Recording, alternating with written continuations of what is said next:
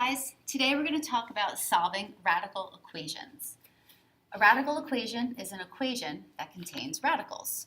Now, obviously I'm doing this through a movie, so feel free at any time to pause. You should be taking notes while you're watching the video, so if you need to, give it a quick pause, grab your notebook, okay? So take some notes and you can do the example problems with me, okay? All right, so radical equations, again, it's just an equation that contains radicals, and we're basically going to look at three different types of radical equations. The first type is when your equation has a radical, but the variable is not in the radicand.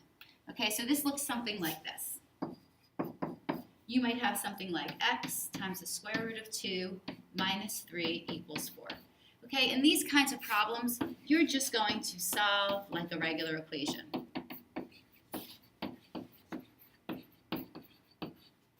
Okay, there's really nothing new here. It's just that you might not used to be seeing a radical that you're in the equation you're solving. So I would just add 3 to both sides. So x root 2 equals 7. Divide both sides by the square root of 2. X equals 7 divided by the square root of 2. And now because we just finished a little bit of work on radicals, we know we cannot leave our answer like that. We have to rationalize the denominator. Okay, so multiply top and bottom by square root of 2. X equals 7 times the square root of 2 all over 2. That's it. Okay? Let's try one more example of this type. Okay, so our next example will look similar, but there's a little bit more work involved in this one. 3 minus x equals x root 7. So in this one, again, the variable still is not in the radicand, but I have two x's in the same equation. So what do? You have to get the x's together. So I'm going to add x to both sides. So 3 equals x root 7 plus x. So now, in order to get the x alone or to isolate it, I have to factor the x out on the right side. So 3 equals x times the quantity of square root of 7 plus 1. Now, x is almost all by itself. I can divide both sides by the square root of 7 plus 1. So x equals 3 divided by the square root of 7 plus 1. Now, of course, again, we can't leave a radical in our denominator, so I'm just going to rewrite this with the x on the left just so it's a little easier for me to work with here.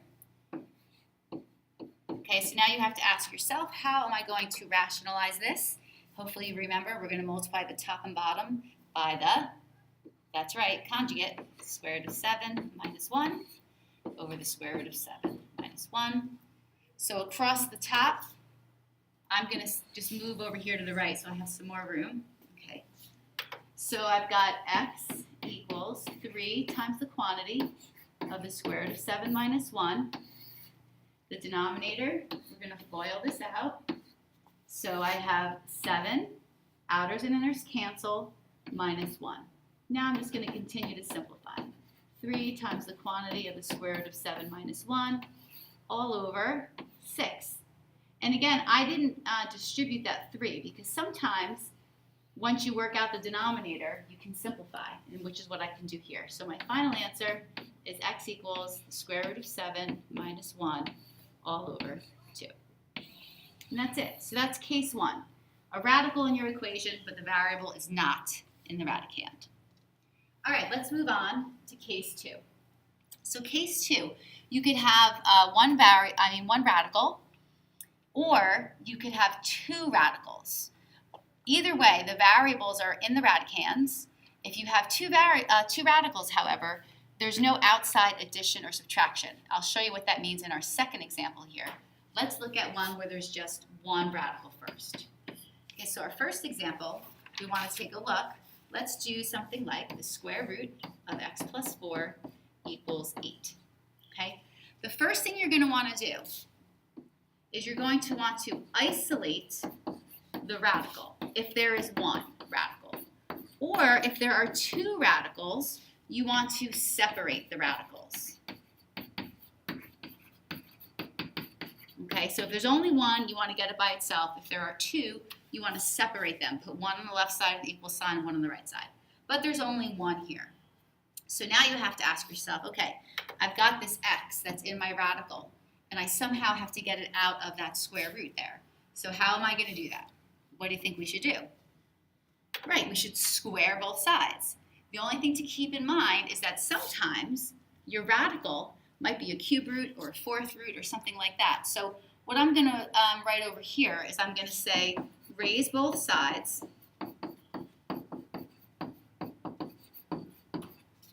to whatever power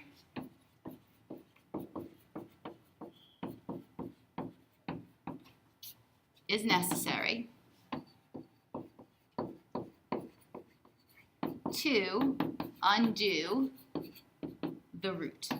Okay, so again, it just so happens here we have a square root. So to undo the square root, we are going to raise both sides to the second power. Okay? So when you raise a square root quantity and you square it, they cancel each other out. You're only left with what's inside. So x plus 4 comes out. 8 squared is 64. At this point, you're just going to solve for your variable. So I get x equals 60. Anytime you do something different to your equation where you're not just adding you're not just adding the same thing to both sides or dividing the same thing on both sides, but we've created a new operation. We are squaring both sides. You may get an answer that works out algebraically, but doesn't actually work in the problem. So the last thing you have to do when you solve is you have to check for what we call extraneous solutions. And again, all that means is you get an answer algebraically, but it didn't work out in the original. So the way to check it is to actually go back to your original problem, plug in your answer. So the square root of 60 plus 4, so the square root of 64, I want to know, does that equal 8? And yes, it does. 8 equals 8. That's good. That means my answer of 60 is perfect. Okay? All right, so that's an example where there's one radical. Let's take a look and see what happens when we might have two radicals. So our next example, let's take a look at the square root of 2x plus 4 minus the square root of x plus 5 equals 0. So I have two radicals. The first thing you want to do is separate them. So one on either side of the equal sign. So I'm going to add my square root of x plus 5. It really doesn't matter which one you move, okay? But since that was subtraction already, I'm just going to add it to the other side. All right, so now take a look at what kind of roots you have. We have square roots again. How do we undo a square root? By squaring. So I'm going to take both sides and square both sides. So now you have the square root of something squared on both sides, which means whatever's inside that radical is going to pop right out on both sides. Our radicals are gone, and now we can solve this like a regular equation. Subtract your x. I'm left with x on the left. Subtract 4. I get x equals 1. Okay, and again, you want to just take a quick check to make sure it works out. So in my original equation, 2 times 1 is 2. 2 plus 4 is 6. So the square root of 6 minus, I have the square root of x plus 5. So 1 plus 5 is again the square root of 6. And I am checking if that equals 0. Well, the square root of 6 minus the square root of 6 is definitely 0. So yes, my x equals 1 is just fine. Okay, one more example of this type, or maybe two. Let's take a look. Let's try this one. Let's look at the quantity of x plus 4 to the 1/3 power minus 4 equals 1. So again, if I take a look, I don't see any radicals, but I know that my rational exponent is in fact a radical. It's really a cube root. If it makes it easier for you, you're welcome to rewrite it using a cube root. I'm going to continue to work with the exponents. So I'm going to isolate my quantity to the 1/3 power by adding 4 to both sides. So x plus 4 to the 1/3 power equals 5. What is going to undo the 1/3 power? Raising it to the 3rd power. Again, it's a cube root. And the idea here, if you're focusing on the exponents, is that when you are raising a power to a power, you multiply the exponents. So if we multiply these together, my new power is just 1, which is exactly what I want. So that makes my quantity just come right out. So x plus 4 equals 5 to the 5th is 125. Give it a quick solve. Subtract 4, x is 121. If you check it in your original equation, 121 plus 4 is 125. The cube root of that is 5. 5 minus 4 is 1. Works out. Okay, so x is 121.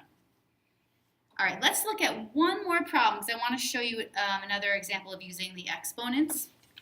Just extend the page a little bit here. It's not quite working out for me. Let's go over here. There we go. Okay, so one more example of this type. Let's have a look at x to the 4/3 power equals 81. Okay, so it looks pretty simple, but what are we going to do? We need to get that x to have a power of 1. So I have to raise both sides to what power? Think about what number times 4/3 is going to give me 1.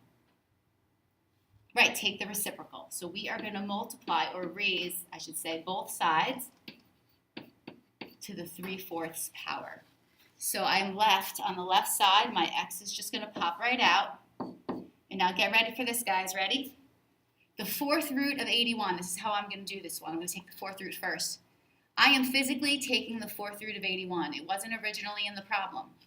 Any even roots, when you physically do it, you are putting it in the problem. We need a plus or minus. That's right. So we're going to have plus or minus 3.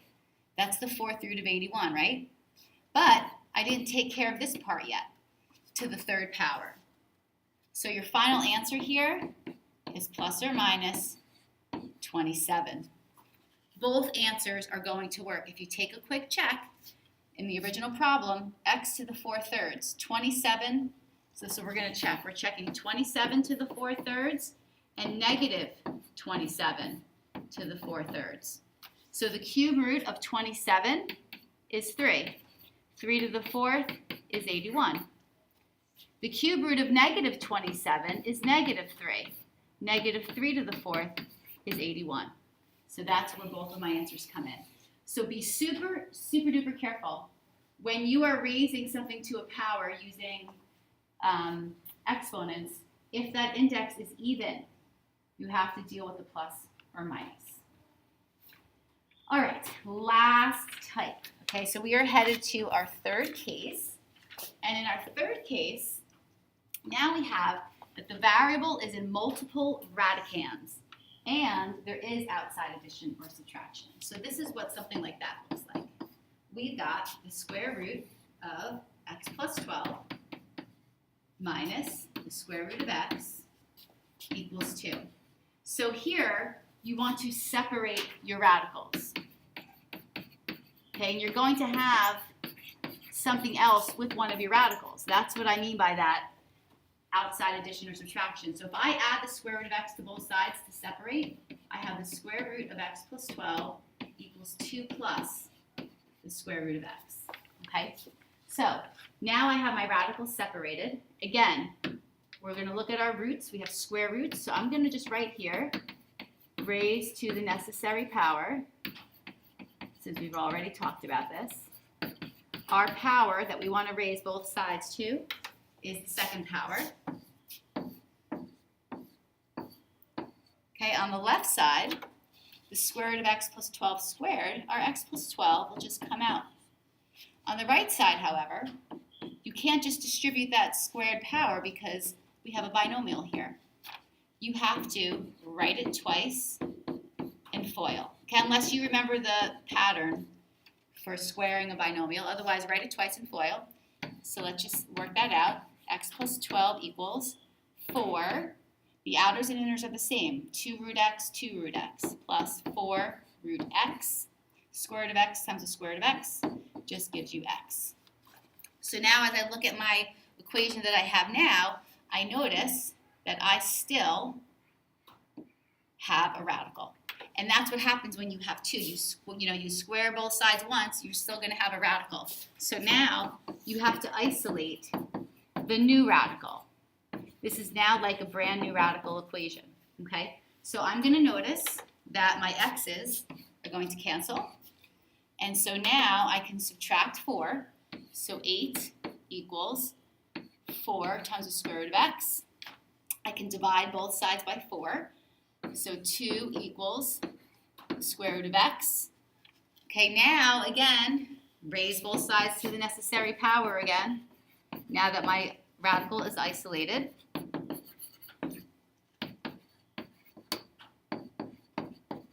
And then, if we take a look, again we have square roots. So we're going to square both sides. And we are left with x equals 4. Okay, now we squared both sides twice, so we really have to double check our answers. So if I double check, I'm going to put the check here so we can see it. The square root of 4 plus 12. 4 plus 12 is 16. So I've got the square root of 16 minus the square root of 4. I want to know if that equals 2. Square root of 16 is 4. Square root of 4 is 2. 4 minus 2 is in fact 2. So yes, that works out. Ooh. Uh-oh. Sorry about that. That works out nice. We have that x is equal to 4. Let me just get rid of that on the bottom here. Okay, so x definitely equals 4. All right, so now we're going to do another example. Just move this back over. Let's see what else we can take a look at. Okay, so next example. Let's say we have the square root of x plus 20 plus the square root of x equals negative 2. So let's isolate. So keep my square root of x plus 20. I'm going to subtract the square root of x. I now notice I have square roots, so I am going to square both sides. On the left side, my x plus 20 will come right out. The right side, especially when you have a lot of negatives here, it really is to your benefit to write it twice to FOIL out. I've got x plus 20 on the left. On the right, negative 2 times negative 2 gives me positive 4. My outers and inners are both positive 2 root x, so I have positive 4 root x. And then the negative square root of x and the negative square root of x together will give me plus x. Again, I'm going to notice that I have a new radical. I have the square root of x here. So I'm going to isolate that. I can cancel out these x's. And then I can subtract 4. Oops, sorry about that. Subtract 4, so I get 16 equals 4 root x. Divide by 4. So 4 equals the square root of x. Now that my radical's isolated, again, I can square both sides. And I'm going to get x equals 16. Again, I square both sides twice, so let's take a look and check our answer here.